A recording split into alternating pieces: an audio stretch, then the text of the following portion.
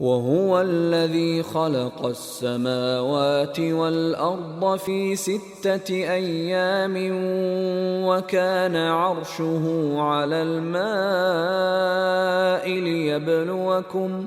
ليبلوكم أيكم أحسن عملا ولئن قلت إنكم مبعوثون من بعد الموت ليقولن الذين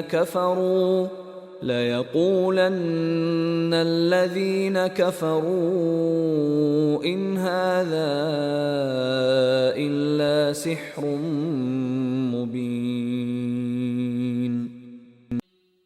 And it is He who created the heavens and the earth in 6 days, and His throne had been upon water, that He might test you as to which of you is best indeed.